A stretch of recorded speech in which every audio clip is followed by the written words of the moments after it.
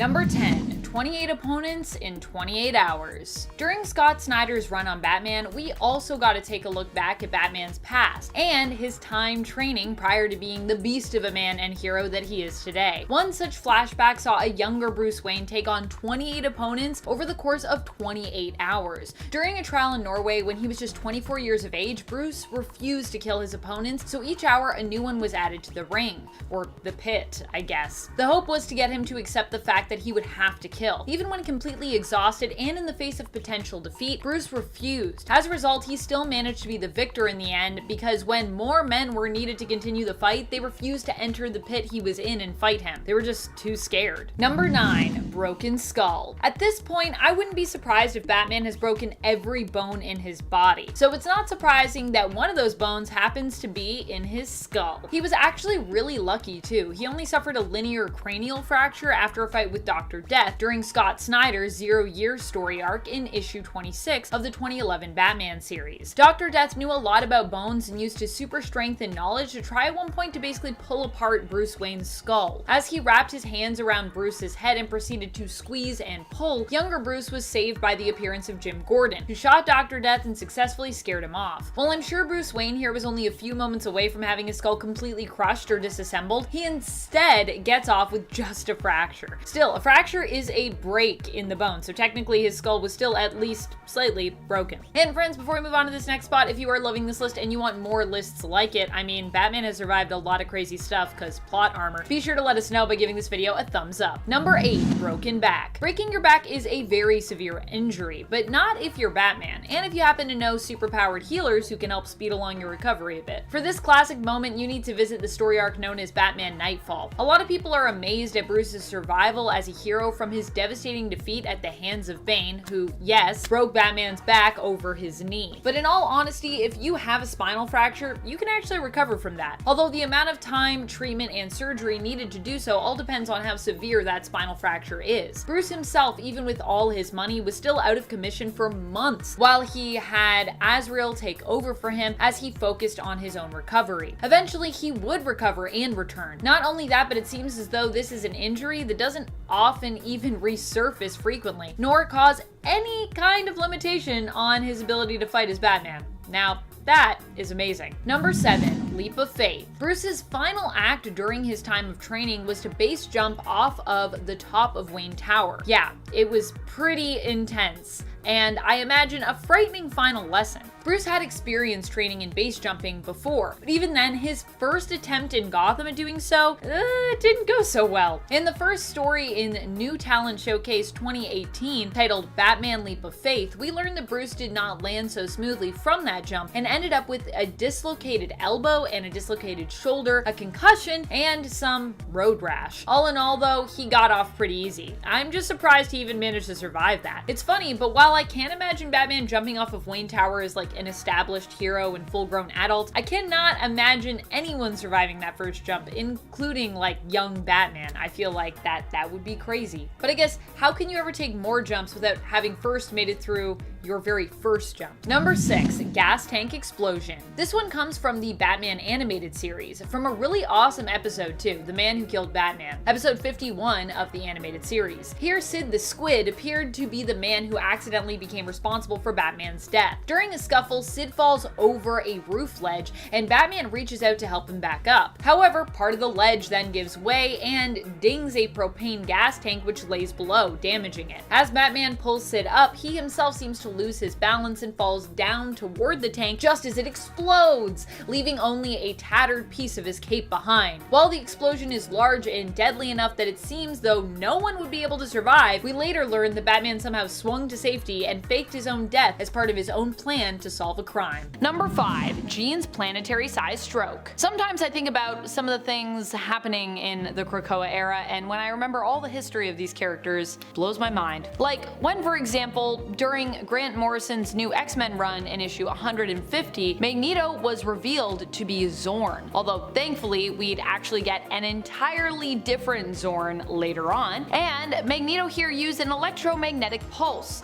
to give Jean Grey, who at the time had the power of the Phoenix Force, a quote planetary scale stroke, End quote. What that means, I still don't really know. What is that? This all went down at a moment too when Jean was actually winning the fight, but was used as a method for Magneto to basically turn the tables on her. Jean would end up dying in this battle, even though the idea of beating the Phoenix in this way just seems, pretty ridiculous to me. This is the Phoenix we're talking about, who can control, manipulate, and even create matter at an atomic level, who also prior to this was stabbed through by Wolverine, which she not only survived, but this actually unleashed her power, her latent Phoenix abilities. And yet somehow, after all that, she ends up killed by a stroke. Well, I guess it's not any stroke, it is a planetary scale one, but still. Also, what does that even mean? It's so comics. And now it's really weird to think that Jean and Magneto were friendly up until his death. That's pretty crazy. Number 4, Batwoman goes out with a whimper. For this point, we are not talking about Kate Kane, Batman's cousin and the current Batwoman over at DC Comics. We're talking instead about the first Batwoman, Kathy Kane. Although she does sound like she would be the same person based on,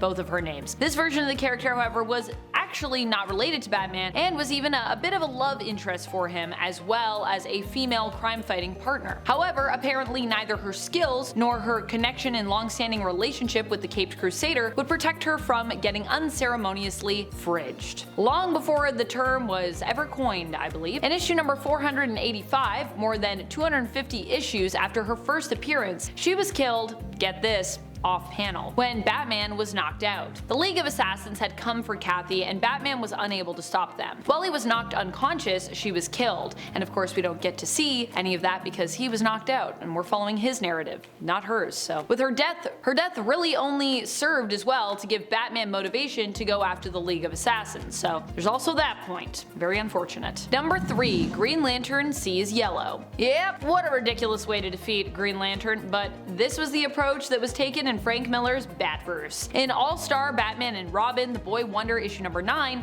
Batman is confronted by Green Lantern, Hal Jordan. In this reality, Batman is not yet part of the Justice League, and Green Lantern doesn't like the way that Batman is operating. He's one of the people who is kind of more against offering Batman a place on the team, but he did think he could be redeemed. After all, Batman is still a hero, but it's his methods that Hal and many of the other team members take issue with, which is why Hal came to talk to him about that. However, this talk did not go so well. Green Lantern meets Batman and Robin in one of Batman's safe houses, which has all been completely painted yellow, right down to Batman and Robin's face and suits. Robin even eats yellow ice cream while Batman drinks yellow lemonade. It's like overkill. Obviously this is done to mock Hal's weakness to the color and probably to actually weaken him, to be honest. Not only does Batman claim the moral high ground in their debate, but Robin actually manages to steal Green Lantern's ring in this issue, and then he, not Batman, is the one who proceeds to defeat him in a fistfight, even almost killing him, with Batman being forced to take aggressive action to save Hal's life. Also, could you imagine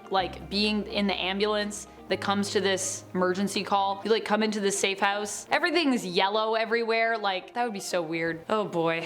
Number 2, Batman kicks the Hulk and lives. In DC Special Series issue number 27 from 1981, we get a strange mashup of Batman and the Hulk. Like many superhero team-ups, especially involving crossovers between publishers, these two end up initially forced to fight one another, with the Hulk being led to believe that Batman is his enemy, having been manipulated by the Joker. And I think we all know how we'd imagine this fight would go. Hulk versus Batman, you would think the Hulk's definitely gonna win that fight. Batman is extremely skilled, but he is just a man. During their first fight, Batman desperately attempts to defeat the Hulk by using sleeping gas. However, Hulk understands that the gas is dangerous and decides to hold his breath. Batman surmises that he needs to find a way to make the Hulk breathe, because the Hulk could probably hold his breath forever, since his lungs are so big. First of all, Batman, I don't think that's the way lungs work. Just because the Hulk has a larger lung capacity doesn't mean he could hold his breath for longer, I don't think. His body is simply larger, which is why his lungs are bigger, and lung size doesn't necessarily correlate to being skilled at holding one's breath, at least not as far as I know. In fact, the Hulk being large would likely just mean that his body requires more oxygen, hence his larger lungs. Secondly, Batman kicks Hulk in the stomach to force him to breathe, which somehow works. Which is insane, considering that Batman is just a normal man with amazing skills. In other words, how did he succeed and also not shatter his leg in his attempt to do so? I mean, a kick from Batman to Hulk has to feel like nothing. And also, if Batman kicked the Hulk with enough force to do that, you would think he would mess himself up really bad. Number 1. Dollar Bill's cape. A lot of people say that capes are dumb. It's not just Edna Mode saying that. And if you were able to ask the Dollar Bill, I'm sure he'd actually agree with them. But you can't, because 1, he's a fictional character, and 2, he's dead. Dollar Bill is a minor character from Watchmen. He was a member of the Minutemen in the 1940s. While attempting to stop an armed bank robbery, his cape was caught in a revolving door, and he was shot and killed.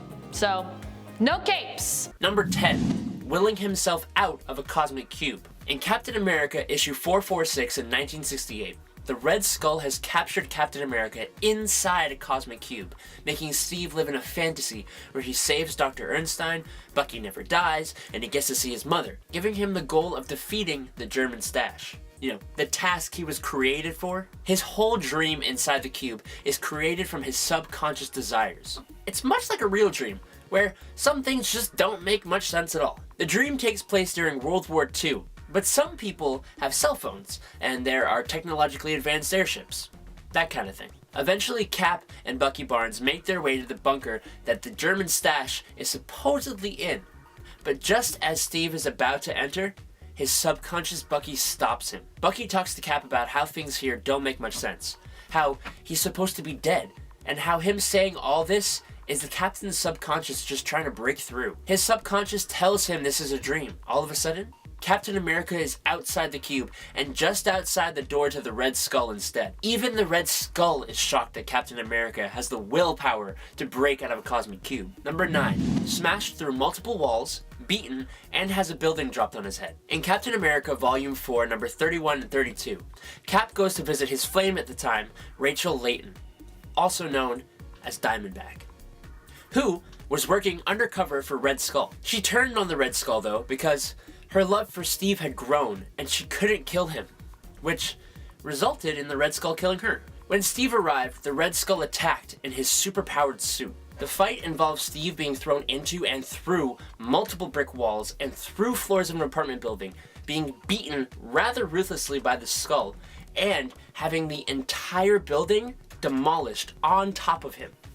Not to mention, this all happened after he had just found his lover dead. But Steve not only survived, he didn't break a single bone. He was able to get up and start fighting again. I mean, not very successfully, until the, surprise, not dead Rachel Layton intervened. Number 8. Used as a Cap missile by War Machine. Multiple times. In Secret Avengers number 10, the Secret Avengers have been distracted by a fake godlike entity in order for the mysterious group the Shadow Council, working with a group called the High Die, to kidnap Sharon Carter as a bargaining chip to trade for Shang-Chi, whose blood will allow the High Die to resurrect Shang-Chi's father, Zhang Zhu. But none of that matters. I just want to talk about when War Machine threw Captain America like a spear right into John Steele, another super soldier, slamming him into the ground in such a cool comic book image. Look at that! Captain America being Captain America just does a barrel roll out of it too. Completely unfazed. Number 7. Fighting Ultimate Hulk.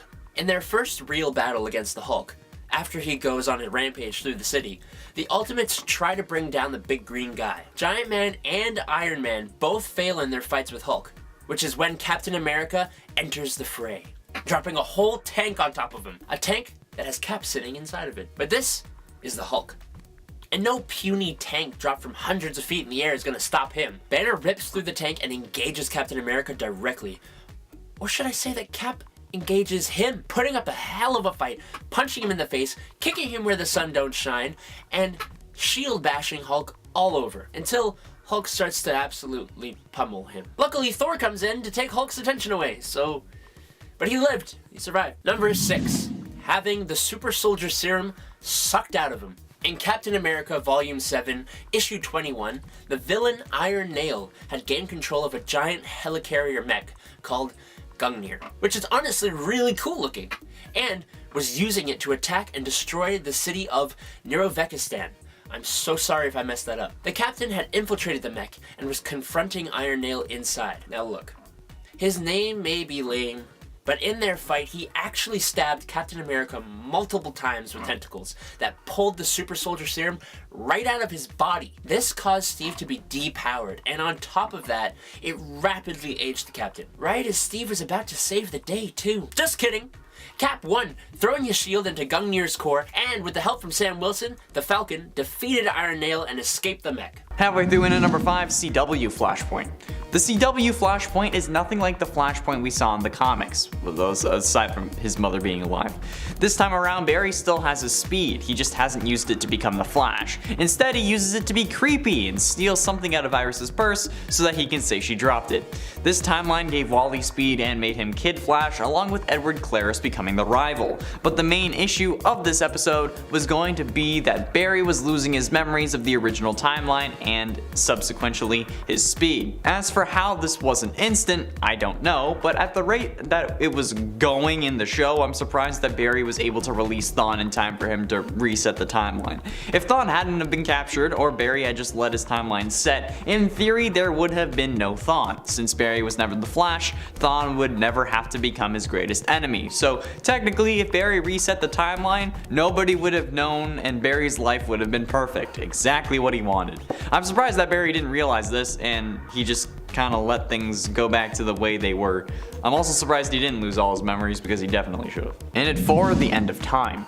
Last time I mentioned how Wally was able to race Black Flash to the end of time, causing death to have no meaning, thus destroying Black Flash, which didn't matter for long since later Barry Allen returned in the Flash Rebirth storyline, unknowingly becoming the new Black Flash, until Zoom took over the title after his corpse was raised in Blackest Night. But if you think about it, how did any of this actually start? Like, how does one run to the end of time and somehow survive it? Like, if death has no meaning, is that because nothing is alive in order to die? Because if Wally was at the end of time, seemingly that would give death a meaning, right? Or does being at the end of time make you like immortal? I'm unaware of the rules here. Because in my head, if he was at the end of time, there's no way he should have survived that. Like, how did he beat Black Flash? I mean, I know I mentioned the whole Black Flash thing last time, but specifically this time, how did he get to the end of time? How does time end?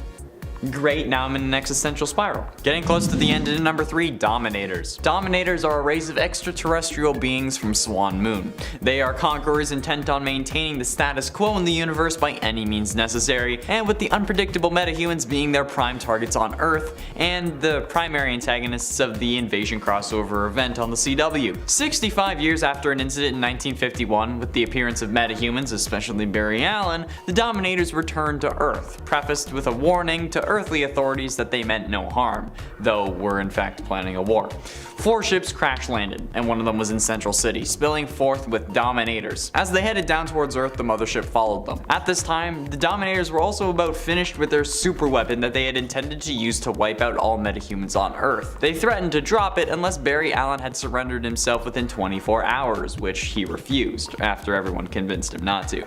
The reason they wanted Barry, though, was because of his power and the creation of Flashpoint. Jackson Professor Stein, also known as Firestorm, did end up transmuting the bomb meant to kill all metahumans into water, but I'm surprised that any metahumans came out of this one intact. How can you touch a bomb that is meant to destroy you? I don't know. If it's poisonous to metahumans, I don't know how he was able to touch it. Penultimately, in at number 2, Nuclear Bomb. Barry, Vibe, Killer Frost, and Jesse Quick headed over to an Argus facility where a woman by the name of Veronica Dale intended to blow up Central City with a nuclear bomb. They ended up defeating her and her men, but failed to stop the detonation. Barry used this new ability where time is seemingly frozen around him completely after he realized that it was too late. Then he pointed out to Jesse, who was also moving in flash time with him, that moving the bomb somewhere else would only speed up the reaction, and the idea of traveling back in time is not a choice after all the problems Barry had caused by creating Flashpoint, because you know the whole Dominators thing too. They agreed that they couldn't stop the bomb, but that they also weren't enough to take everyone out of Central City. Barry then had the idea of calling Jay Garrick for help and sent Jesse to Earth 3 to get him. Everything they tried though failed, sending it to a dead Earth, freezing it, nothing. So Barry ended up trying to say goodbye to Iris, who instead told him to use the quark sphere that they had used to trick the Speed Force into thinking that he was still in there to fuse the atoms back together and prevent the detonation. which ended up working. This whole episode takes place within 5 seconds of real time and is probably the fastest Barry has ever moved, but it's still surprising how they managed to stop a nuclear bomb. It shouldn't have happened, I'm sorry. It's a good episode though. And finally, in number 1, Damian Wayne. Did you know that Damian Wayne has killed Wally West before? Well, in the past. As in, his present version traveled to the past to stop his heart. Essentially, this is all because of some time travel shenanigans. The Teen Titans and the Titans needed to stop a Speed Force empowered Deathstroke. To stop him, they needed to stop Wally from doing stuff in the future. So, Damian's first thought was, for some reason, to stop past Wally's heart for a couple seconds, long enough to alter the timeline, but not long enough to kill future Wally. This had the unintended consequence of giving past Wally a pacemaker, which ended up affecting the future Wally, who also now had to have this pacemaker, with Damian saying, quote, "The stone palm technique causes commotio cordis, a disruption of heart rhythm. He only has to die for a few seconds, long enough to disrupt the history of the Flash, so that basically Deathstroke wouldn't end up getting his speed." I don't know how that would work, especially if they brought him back after just a few seconds, but okay. This more or less screwed up his history and his heart, even though his heart started again. And this occurred within the pages of Teen Titans: The Lazarus Contract, but it still shouldn't have happened. Coming in at number 10, we've got the time that Thor was left for dead adrift in space, as seen in the MCU film Avengers: Infinity War. Thor has a pretty brutal time during the 2 most recent Avengers movies, with Infinity War beginning with Thor having to watch both Loki and Heimdall die, and the Hulk be defeated by an intimidating new villain, Thanos. After this smackdown, Thor is left adrift in space with the remnants of the Asgardian refugee ship, something that would likely kill any human hero in the Marvel Universe, and yet Thor is able to survive until he conveniently bumps into the windshield of the Guardians of the Galaxy, showing that, I guess, Asgardians are just really, really good at holding their breath. Coming in at number 9, we have the time Malekith turned Thor's liver into broken glass, a magical punishment that makes me wince just thinking about it. Malekith might get a bad rap for his lackluster portrayal in the film Thor: The Dark World, but in the comics he's been a pain in Thor's side for generations, and in this case, I mean that pretty literally. During an event that saw multiple Thors from different points of his timeline fighting against the Dark Elves, Malekith used his magic to torture a young Thor, and claimed to have turned his liver into a mound of broken glass within his own body. Understandably, this upset Thor, and his response was to spit shards of glass into Malekith's face, which is probably the most badass way possible to respond to some heavy internal bleeding. Coming in at number 8, we have all the times that Thor has wrestled with the Hulk. Whether it's in comic books, animated television shows, or billion-dollar blockbusters, Thor has always been one of the few heroes capable of standing up to the strength of the Incredible Hulk, and this usually puts him into an awkward position whenever the Jade Giant inevitably goes on a rampage. Whether battling on the streets of Earth or the gladiator arenas of the planet Sakaar, Hulk and Thor will likely continue to test their strength against one another for many years to come, if only because Thor is one of the few people that can tank a green punch and keep on swinging. Coming in at number 7, we have the time Thor chose to tear out both of his eyes in pursuit of knowledge. Desperate for a way to prevent the destruction that would be caused by the Asgardian event of Ragnarok, Thor visited the Well of Mimir, where Odin had once given up his eye in exchange for forbidden knowledge. However, Thor was stunned after removing his eye to find that the well still would not fill with water for him, only to slowly realize that since his father had already sacrificed an eye, he would need to up the sacrifice in order to be granted knowledge. Thus, Thor did the extremely metal act of ripping out both of his eyeballs, and despite his now literal blindness, was able to see the proper path forward to save the entire Marvel Universe. Coming in at number 6, we have the multiple occasions that Thor has survived the power of the sun. As an Asgardian that's thousands of years old, Thor's adventures have spanned all across the cosmos, and have led to Thor being put in the most destructive situations possible more often than you'd think. While aiding Adam Warlock in the Infinity Watch, Thor found himself having to withstand the strength of a star going supernova, an explosion that left him dazed and confused in an unknown location, but still undeniably alive and uninjured. Combined with the times that Thor has shrugged off attacks that have claimed to be as powerful as multiple exploding suns, and the God of Thunder really has an impressive survival resume. Number 5, the death of Superman. When a brutal and savage creature called Doomsday came to Earth, he had only one thing on his mind: destruction. He destroyed a small town and tore through the Justice League as they attacked him. No matter what was thrown at him, Doomsday would not go down. It soon became clear as Doomsday continued to shrug off attacks that this was a job for Superman. Superman went up against the creature as Metropolis bore the brunt of the damage. Doomsday was so powerful that Superman had to use the full force of his powers without holding back at all. He took an incredible beating, but managed to kill the creature in the end. Unfortunately, he had taken so much damage while doing so that he passed away in the arms of a distraught Lois Lane. So really, this fight is more of a tie when you think about it. The world was devastated at the loss of Superman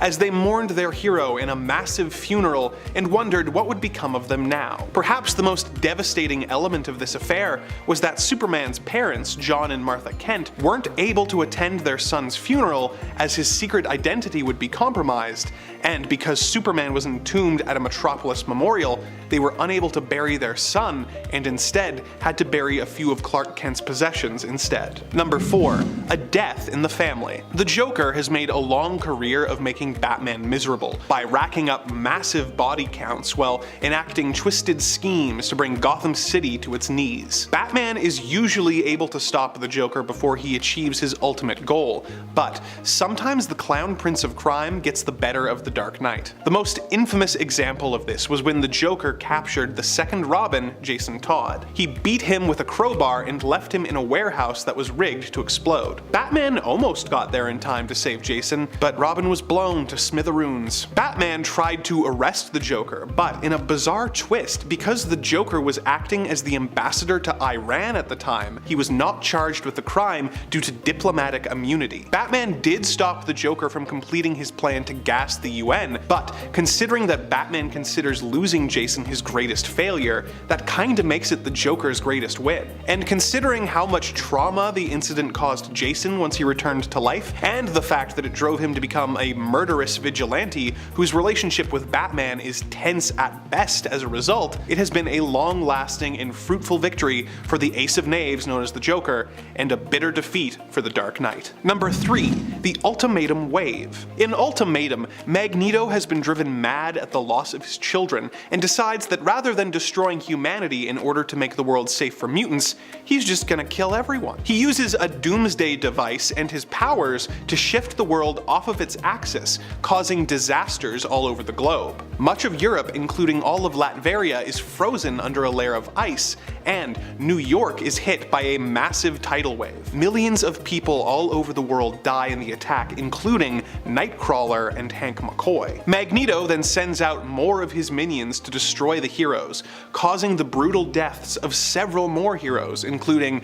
Hank Pym, Doctor Strange, and Thor, just to name a few. The most devastating moment is when Pym finds his wife Janet being eaten by the Blob, and responds by entering his giant man form, picking up the Blob and biting his head off. Professor X gets personally murdered by Magneto, and all seems lost. The heroes are eventually able to stop Magneto from destroying the rest of the world, but the initial defeat caused millions of deaths of both heroes and civilians, and the resulting anti-mutant sentiment and pain of the survivors changed things in the Ultimate Universe forever. Number 2, Watchmen's Giant Squid. In the Watchmen universe created by Alan Moore, superheroes were outlawed and the United States and Russia are at the brink of nuclear war. The smartest man alive, Adrian Veidt, formerly the hero Ozymandias, came up with a plan to save the world at the cost of millions of lives. He cloned the brain of a murdered psychic and created a giant psychic squid which he planned to teleport into New York,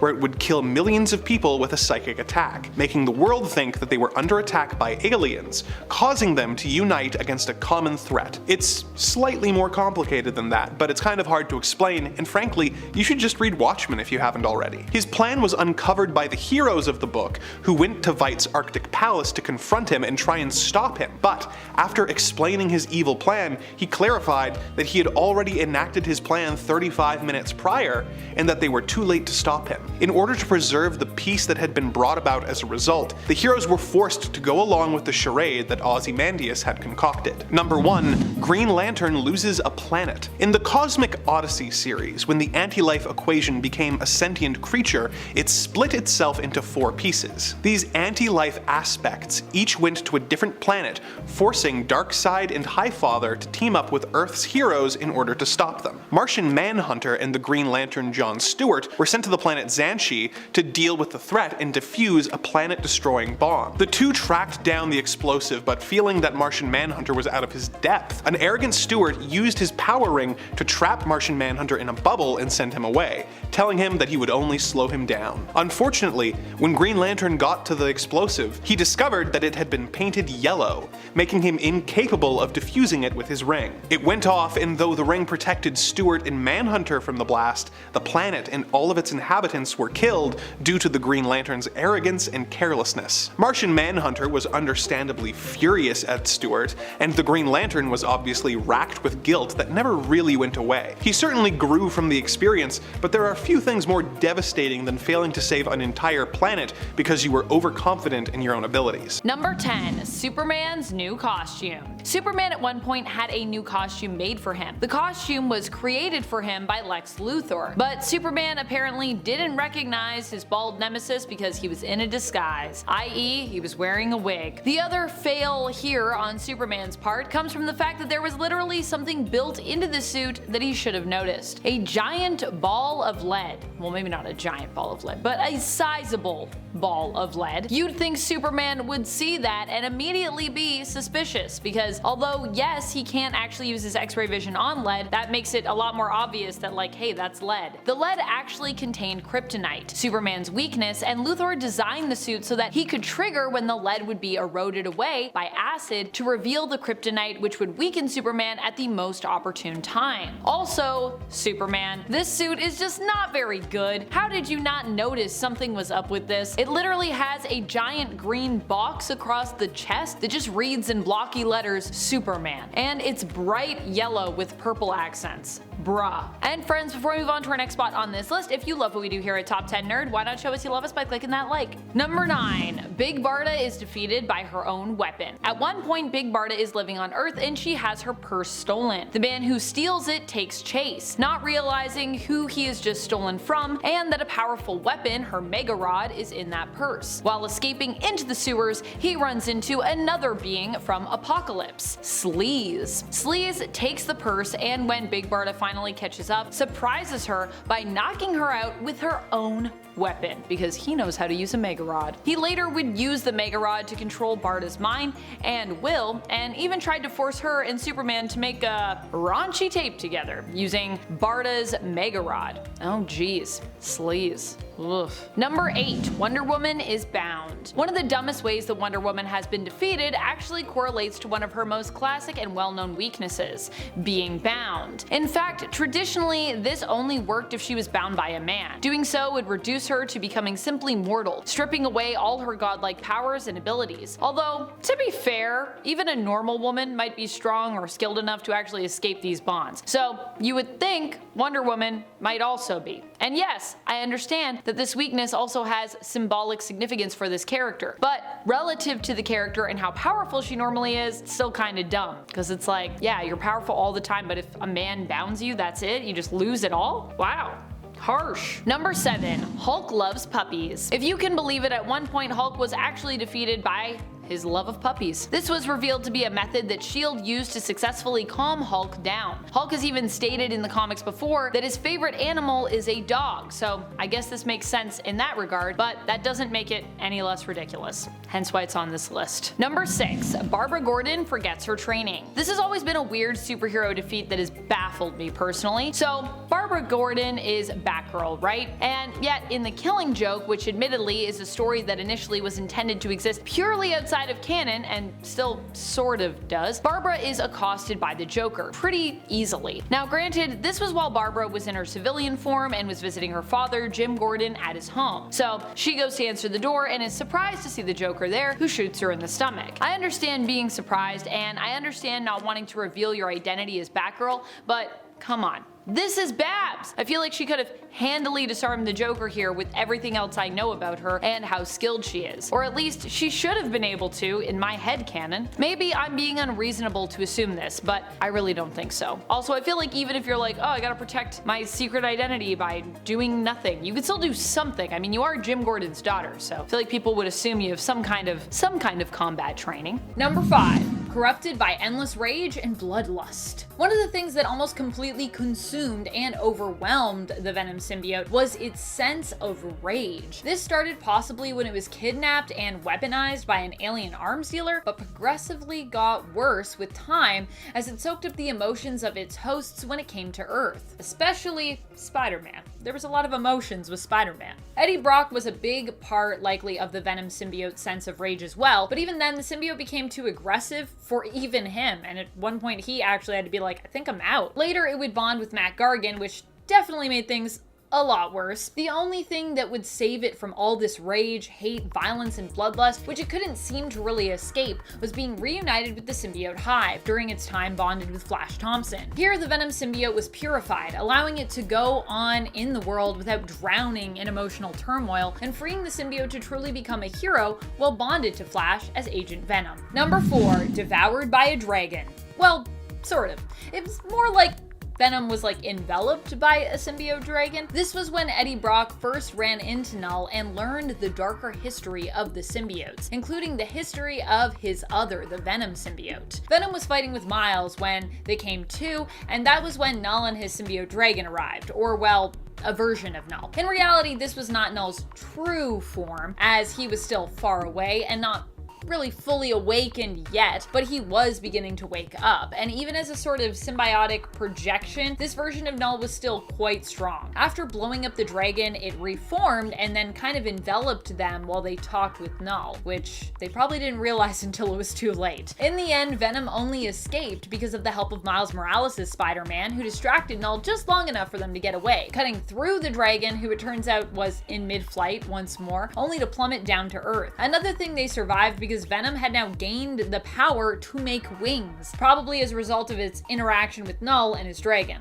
Number 3. Red Goblin. Well, Venom might be a pretty tough cookie now in the comics, and quite OP as a character and as a symbiote even alone. When Venom, bonded with Eddie Brock, came up against Red Goblin, the Carnage symbiote bonded with Norman Osborn, who had also recently been repowered with the Goblin Serum. It was no surprise the Venom appeared to be pretty outclassed. Despite the fact that it struggled to keep up, the Venom symbiote and Eddie both managed to survive this fight relatively well. Eddie even managed to get a few good hits in too before he called it quits. Venom would end up bonded to Spider-Man for a good amount of that fight, and also managed to survive till the end, with both the Venom and the Carnage symbiotes basically being dismissed, just as Spider-Man and Green Goblin decided to duke it out themselves. Sadly, as well, Venom would also survive the death of his friend and former host, Flash Thompson. Number 2. Died and went to hell. During the Venom symbiote's time bonded to Flash Thompson, at one point they crossed paths with Mephisto's evil son, Blackheart. While battling against Blackheart, who was attempting to bring hell to all of Earth, they ended up dying. Because they were already on the threshold of hell when they all died, with Blackheart beginning to bring hell to the surface world, Venom went to hell, like actual hell. And yet, despite being there, Venom and the rest of the team he found himself with were able to escape by making a deal with Mephisto. Not something they wanted to do, but kind of something they had to do in the end. As a result, he survived the whole ordeal and was returned to Earth. Hell Earth, but they ended up fighting back against Blackheart and making it full Earth again. Number 1. Thrown off a skyscraper and killed. During the King in Black event, I think we all had a certain expectation when it came to how we expected that story to go. It was the event that Donny Cates and Ryan Stegman had been building up to since Venom issue number 1 of their 2018 series. The final showdown was about to happen between Venom and the god of symbiotes, Null, and we knew it would likely be up to Venom and possibly his son Dylan to save the day. Which is why many of us were left in amazement when, kind of near the beginning of this event, Venom faced off with Null only to be thrown to his death from up high off a building. Venom was absorbed back into Null, seemingly amalgamated back into the Hive, and kind of forced to go with the flow, basically snapped back into order, and Eddie was left alone just to die. Fortunately, despite Venom dying, they would find their way back to life and ultimately succeed in defeating Null, and even ended up replacing him, becoming the new ruler of Clintar and all the symbiotes throughout the universe. In its 10th Future Flash. While Savitar was introduced as the Future Flash in the show, the real Future Flash is very different in the comics. When Iris and Wally get into a car accident, Wally dies and Iris is paralyzed. Blaming himself for not being there, Barry ends up becoming a much darker hero. He kills Reverse Flash, Mirror Master, and Grodd before turning his attention on the past. The Speed Force has a tear in it, and Barry kills his younger self and uses the energy to seal it. Good Barry then ends up waking up in the Savage World, a place outside of time, and uses his intelligence to return to the normal world, and fights against his future self once again. The two then team up against a different villain who wants to use the Speed Force to destroy the world, and older Barry creates an explosion large enough to kill the villain, which was technically himself. Well, I guess to kill the villain they were fighting as well as himself. A version of himself, the good version though, did end up surviving this, which is pretty nuts. And at 9 Elseworlds. The Elseworlds crossover event for the CW Arrowverse shows was certainly an interesting plot point for various characters. I mean, we saw Oliver Queen become the Flash and Barry Allen become the Green Arrow. However, it's surprising that they ended up actually living through this. That anyone survived this. Because a reality-altering book should really have caused a lot more damage than it did. I mean, they destroy the book and everything goes back to normal seemingly, but in my personal opinion, that's not how this should have worked, okay? The book, if it was really altering reality, would have made these changes permanent. And Deegan should have ended up thinking bigger than just swapping a couple people's identities and making the heroes the bad guys than making yourself the Superman of an Earth without a Superman. It seems like a load of wasted potential there. Even if you don't have good intentions, I think that there's a lot more that you could have done. And if this was real, nobody would ever recover from this, physically or financially. And it ain't getting powers back. When superheroes get their powers, it's usually a one and done thing. But it's always a good plot point to somehow lose them and then need to get them back, or at least the writers think so. This has happened multiple times with the Flash over the years, most notably in the Flashpoint timeline, where Barry didn't have his speed and turned to Thomas Wayne to help get them back. Barry was strapped to a wooden chair in a rainstorm surrounded by the chemicals he was around when he got his powers the first time, and then was struck by lightning. This left him with third-degree burns all over his body, so Wayne wrapped him up like a mummy in bandages, but luckily he got his powers back and was able to deal with those burns quickly. But it's honestly a real shock that this didn't kill him, considering how he got his powers from becoming the lightning bolt that struck him in the first place, and then the Speed Force choosing him and all that crap. But nevertheless, he got them back. And while it seems obvious, like of course he would, there is another version of this story. In the Dark Multiverse Flashpoint story, Barry Allen actually dies trying to get his powers back. Instead of getting his powers back, he gets third-degree burns and dies. So Eobard Thawne ends up claiming the title of the Flash and tries to stop the war between the Amazons and the Atlanteans by killing Arthur and threatening Diana. Obviously this doesn't go well, but it was possible for Barry to die. It just resulted in the darkest timeline. And it's 7 Bloodwork. After saving Ralph from Bloodwork, or Ramsey Rosso's blood, Barry saw his mother, who was really the Speed Force, at least on the show. She came to warn him that when he had saved Ralph's life through a blood transfusion, a small amount of Ramsey's blood was transferred into Barry, and now that blood was trying to bind Barry to Ramsey's will. Barry then found himself struggling between choosing the Speed Force or Ramsey trying to convince him that if he joins him, he will actually end up surviving Crisis and can have the life he always wanted, with Nora as his child and with Iris. The Speed Force was trying to convince him to not listen to Ramsey. Barry eventually seems to reject Ramsey, claiming that his lies were so convincing. However, the Speed Force told him that Ramsey wasn't lying. This causes Barry to get angry at the Speed Force, since he never had any choice of becoming the Flash. It had chosen him. And ever since then, he's been doing what the Speed Force wants. Then Barry wakes up at Star Labs, after Cisco and Frost found him lying on his apartment floor in pain. They determined that Ramsey's blood had found its way inside him, but now Barry claims to have beaten it. However, Iris noticed that Barry is acting strangely, and she quietly walks away and tells Cisco and Frost that it's not Barry. They walk slowly up to him and he turns around, now having a twisted face due to Ramsey's infection. He speeds away with Black Lightning and joins Ramsey, but later on it's revealed that he was double-crossing Ramsey. But realistically, he shouldn't have been able to, but oh well. Paragon of love, right? And it's 6, Blackest Night. Blackest Night involves Necron, a personified force of death who reanimates deceased superheroes and seeks to eliminate all life and emotion from the universe. Because, you know, that's every villain's goal. Jeff Johns has identified the series' central theme as emotion, and the crossover was published for 8 months as a limited series in both the Green Lantern and the Green Lantern Corps comic titles. However, the most befuddling thing was that all the heroes and villains who were raised from the dead somehow lost, despite their Black Lantern rings. Reverse Flash even ended up being brought back and fought against the Flash. During Blackest Night, Thawne's corpse returned as a member of the Black Lantern Corps, resurrected by his power ring. This version called himself the New Black Flash and immediately sought out the Flash and began tormenting him to feed on his emotions. This version was only the reanimated corpse of Zoom though, well, for lack of a better term, and did not have any memories from after his own death. It was not aware that an alternate version of Zoom had since appeared or that Flash had died and come back. Number 5. Gets his costume charged by Gambit, who explodes it. During the X-Men vs. Avengers event, one-shot comics were produced that pitted single Avengers versus single X-Men. While a lot of these were great stories, there was one that stood out as a surprise. That would be the AVX vs. Volume 1 Number 2, that pitted Spider-Man against Juggernaut and Steve Rogers against none other than Remy LeBeau Gambit. For those of you who don't know, Gambit has the unusual mutant ability to convert the potential energy stored in an object into kinetic energy.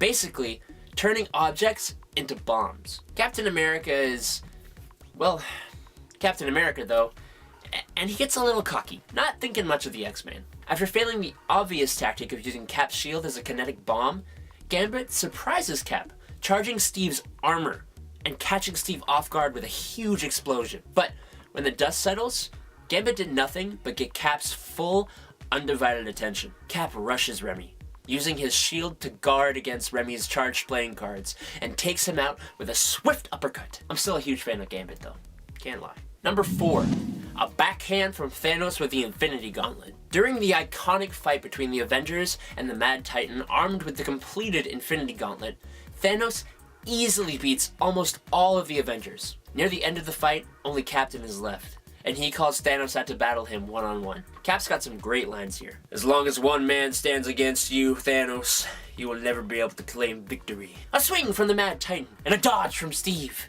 But when hands sprout out of the ground, holding Steve in place, Thanos swings down on Cap's shield, yelling, "Then die you shall," and completely shatters the shield of Captain America. As he is about to land a killing blow on Steve, the Silver Surfer shows up in the nick of time and distracts Thanos, who, after getting a little punch from Cap, instead knocks Steve out cold with a quick backhand to the face. Not bad for an enhanced human against a mutant Eternal wielding the Infinity Gauntlet who even the cosmic beings have trouble with. Unfortunately, us here at Top 10 Nerd, we don't have a super soldier serum. We gotta do this to survive.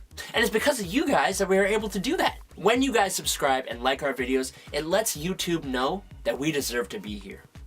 Thank you guys for all your support. Alright, number 3. Thrown into an energy core and surviving. In Captain America number 38 in 1998, Captain America faces an adversary known as Protocide, a revived proto-super soldier.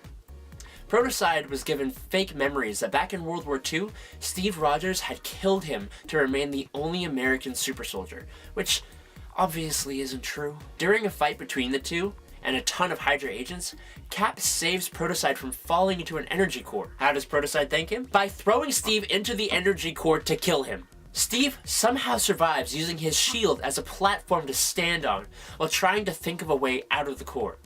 He quickly decides to sacrifice his own protection, subjecting himself to the full power of the core, to instead use his shield with the help of SHIELD, that's the acronym SHIELD, not the actual vibranium shield, to bust his way out of there with his clothes ripped to shreds and his body still intact. If that's the power of peak human conditioning, sign me up. Number 2, Zola virus. When Captain Rogers is teleported to the Zola dimension in Captain America Volume 7 in 2013, He is infected with a virus called the Zola virus, which puts him in constant pain and attempts to slowly take over his mind.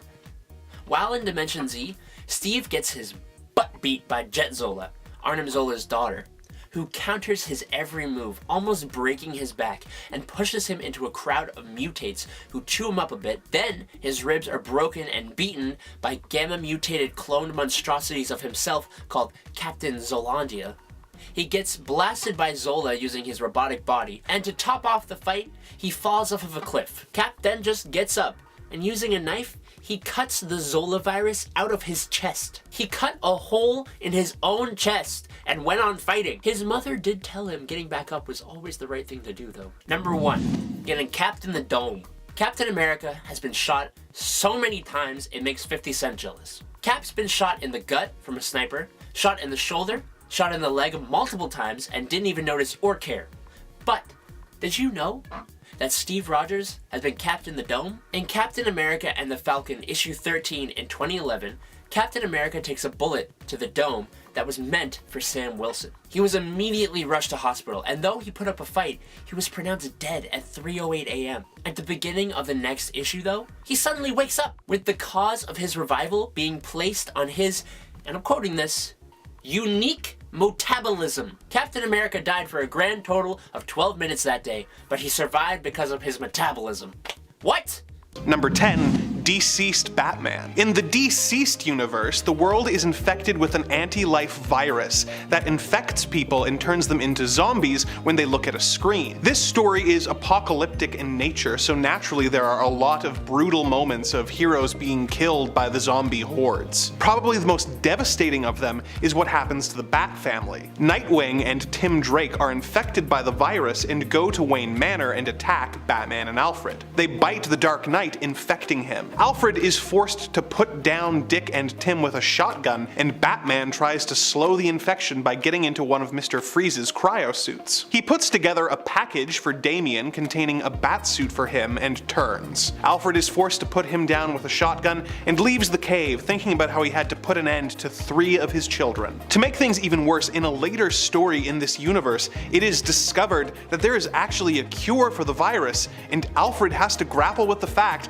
that he killed his sons when they could have been saved. Number 9, Old Man Logan. On Earth 800,007,128, where the Old Man Logan story takes place, Captain America's old foe, the Red Skull, managed to organize all of the Earth's supervillains and used them to defeat all of the heroes of their world and take over the United States. As he explained to a dying Captain America, Abomination was given California, although a crazed Hulk gang would eventually take this over. Dr. Doom was given the Bible Belt, and Magneto was given Las Vegas, although this was eventually taken over by the Kingpin. Red Skull took over the White House and installed himself as dictator. Worst of all was how the villains defeated the X-Men. Wolverine was monitoring the situation with Jubilee when the X-Mansion was suddenly attacked by supervillains. As the children fled, Wolverine made a brave final stand against the bad guys, cutting them down one at a time until there were none left. It was then that Mysterio revealed that the whole thing had been an illusion, and Logan had been attacking his own teammates the entire time. This was so devastating that Logan walked away from the situation due to his guilt,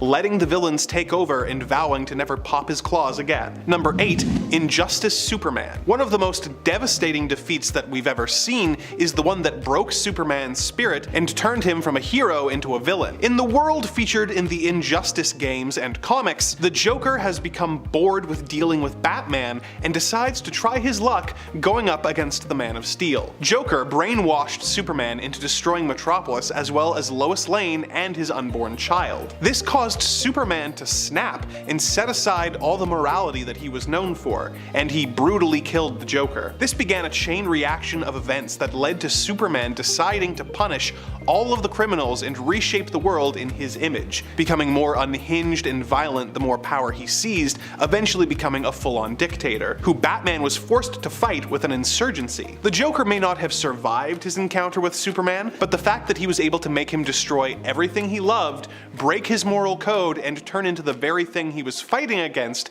plunging the world into a horrifying dystopia, makes this a pretty good win for the Clown Prince of Crime. This Old Man Logan and the Deceased entry would normally rank higher, but as none of these events are canon to the main universe, I've decided to keep them at the bottom of the list so we can focus on defeats that actually happened. Number 7. Alpha Flight Number 12. When the villainous Jerome Jackson discovered that his old employee who had ruined his life, James Hudson, was now a superhero leading Canada's super team Alpha Flight, he vowed revenge and sold Hudson's identity to the evil Roxxon Corporation, who gave him the resources to form the villain team Omega Flight, whose only purpose was to kill Hudson. They set a trap for James, tricking him into moving to New York for a job and then attacking him. Jackson attacked Guardian using the box robot, but Guardian managed to use his suit's power supply to overload the robot, killing Jackson. However, this caused Guardian's suit to overload and blow up, setting him on fire right in front of his wife, Heather. This was obviously deeply traumatic for Heather and the team, and they actually disbanded for a time as a result of this loss. Even when Hudson returned to life a few years later, things were never really the same for him, with his relationship to his wife being consistently strained as a result of his untimely death. So, this is a superhero defeat that has defined the character's entire life going forward,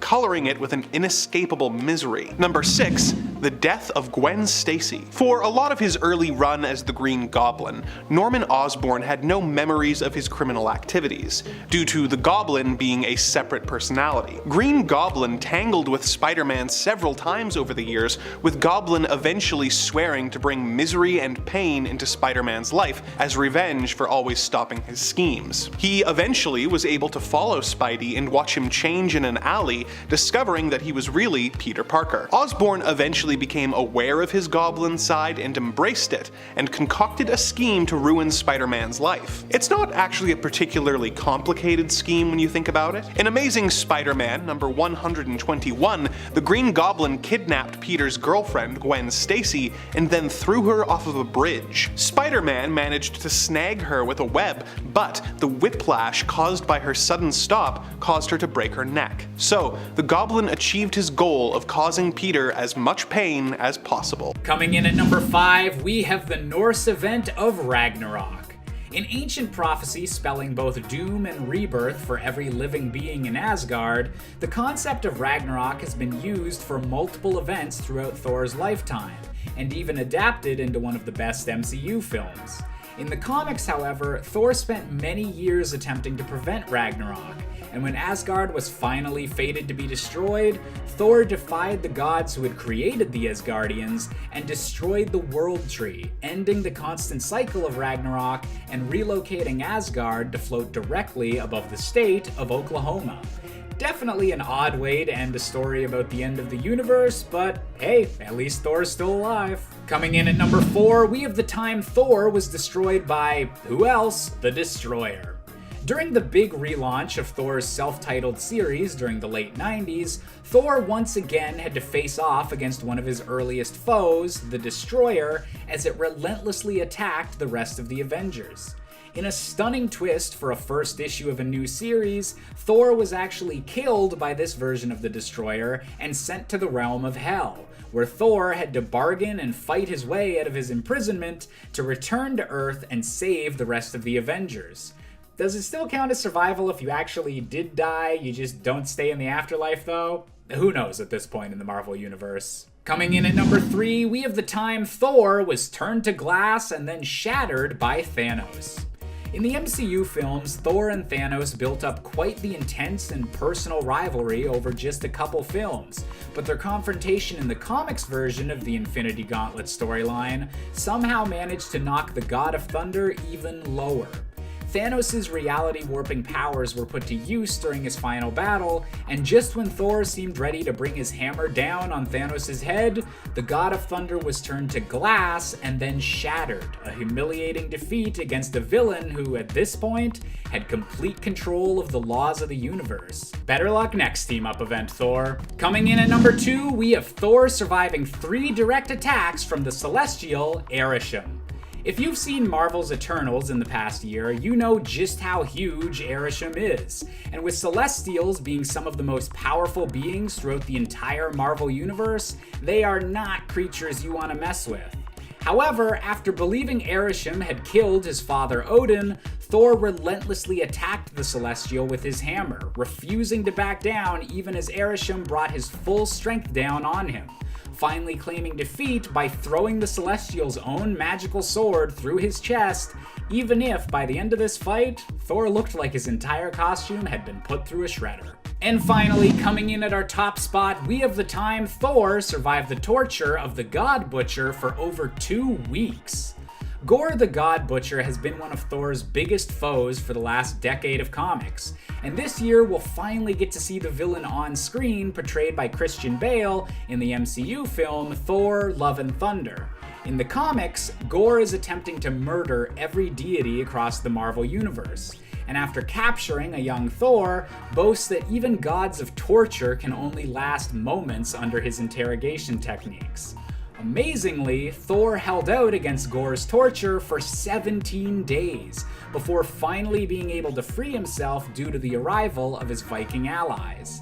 This scenario would scar Thor physically and mentally for many ages to come, but being able to survive the God Butcher for such a long time is something Thor should be truly proud of. Number 10, relationship with Eddie Brock. The love that Eddie and the Venom symbiote feel for one another is strong. So strong, in fact, that it has messed both of them up quite a bit over the years. In fact, this got so intense that when they finally joined back together following some time apart, Eddie Brock didn't really know what to do with the symbiote. It was different. It had been with other hosts, it was scared, and it desperately wanted to rekindle its relationship with Eddie and keep the two of them together forever. In desperation to stay bonded with its host, Venom was willing to do anything, including kill anyone who got in the way of its obsession with and love of Eddie Brock. This included even killing a priest who suggested that the relationship sounded unhealthy to Brock. And even after all they have been through, including multiple offspring, battling their own offspring, lies, secrets, deceit, shame, guilt, fighting heroes, becoming a hero, devouring people, they still have managed somehow to keep the relationship alive and both stay alive themselves all the while. That's pretty crazy considering the rate of divorce these days. Number 9, experimented on. Not only has the Venom symbiote survived being forcibly separated from their host, but while in isolation, they also survived the forced experimentation of the Life Foundation, who forced the symbiote to produce a number of offspring for the Life Foundation's own uses. The whole process did not seem pleasant for either the symbiote or really for Eddie. The Life Foundation took 5 offspring from Venom with force and left the symbiote drained and exhausted as a result. They also kept poor Venom in a sonic prison, which meant escape attempts would result in agony and be pretty tricky. And beyond that, they also had sonic weapons to be used at the ready. When Venom tried to utilize their human half of Eddie, this only made the Life Foundation wonder if Eddie Brock's life was actually worth anything to them.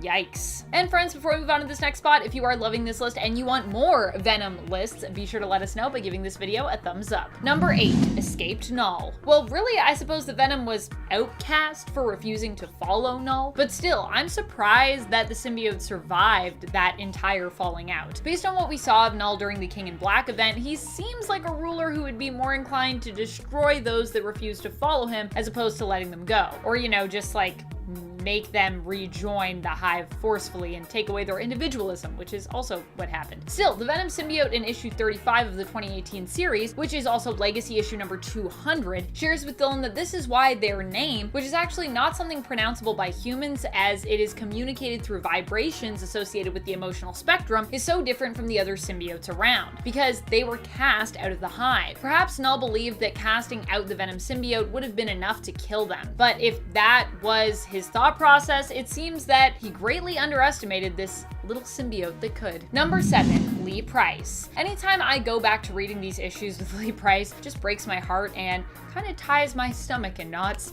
Poor Venom. It's amazing to think about just all that the symbiote went through while bonded with Lee Price, who really was a jerk. How much they were mistreated, and then of course, how they ended up taking all the trauma they suffered and managing to use it to propel them into something greater, something better, as they continued to work towards being the hero that their partner, Flash Thompson, had taught them that they could be.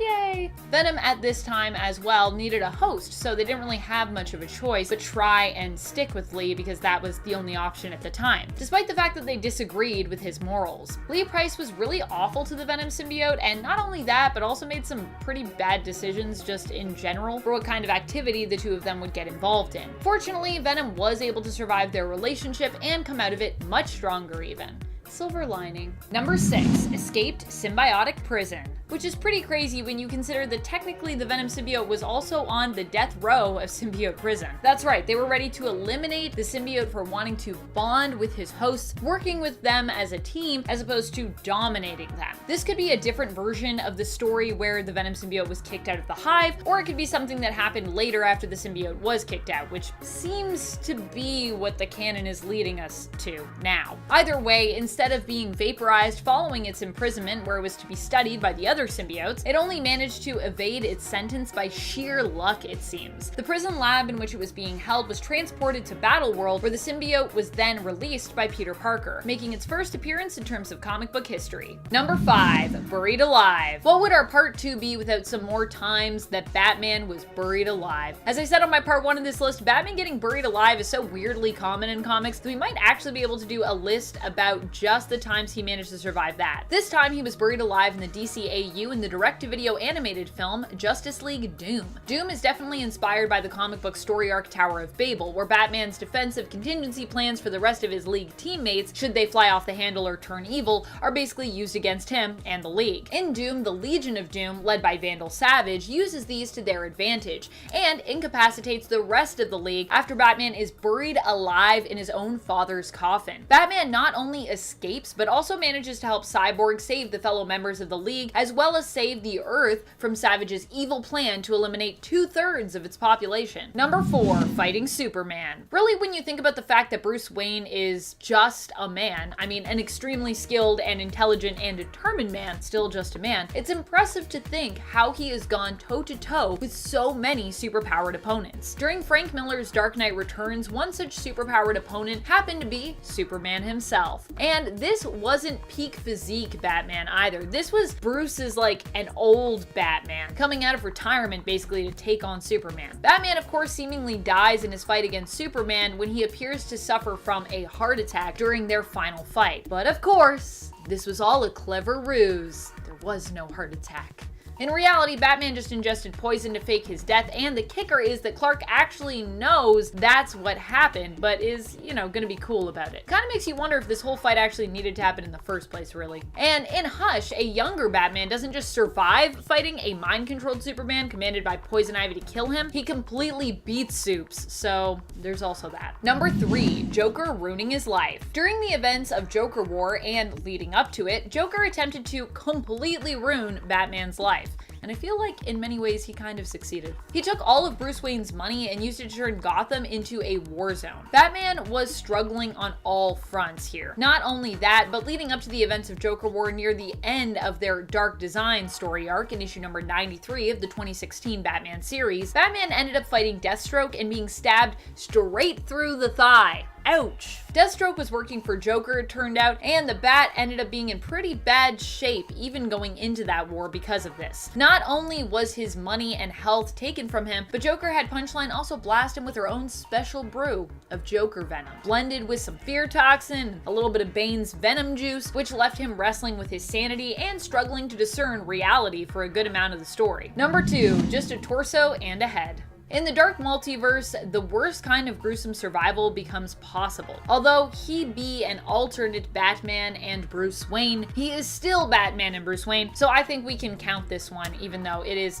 an alternate version. I'm talking about the Batman from the Tales of the Dark Multiverse Batman Nightfall story. This Batman becomes known as the Broken. In this version of the Nightfall story arc conclusion, Night's End, Batman does not succeed in taking back his cape and cowl from Azrael, whom he loaned them to look after Gotham in his absence. Instead, Azrael wins that battle and becomes cemented as Gotham's champion, taking the name later of Saint Batman. Azrael removes Bruce's limbs, but keeps him alive, reduced to just his torso and his head. Here, Azrael also seems to enjoy somewhat visiting and tormenting Bruce as he aims to prove that he is the better Batman between them. Eventually, Bruce escapes Azrael and goes on to become the Broken, a nanotech cyborg Batman whose torment actually shapes him into something much worse than his own captor in the end. Number 1. Fighting the Reverse Flash. When it comes to fighting someone out of his power class like Superman, at least Batman has knowledge on his side. He knows Clark pretty well, so fighting Superman, he's got a few aces up his sleeves, as someone who is known for creating the perfect plans and for his own deductive skills. But when it comes to someone like the Reverse Flash, this is an impossibly powerful villain and someone that Batman does not know as intimately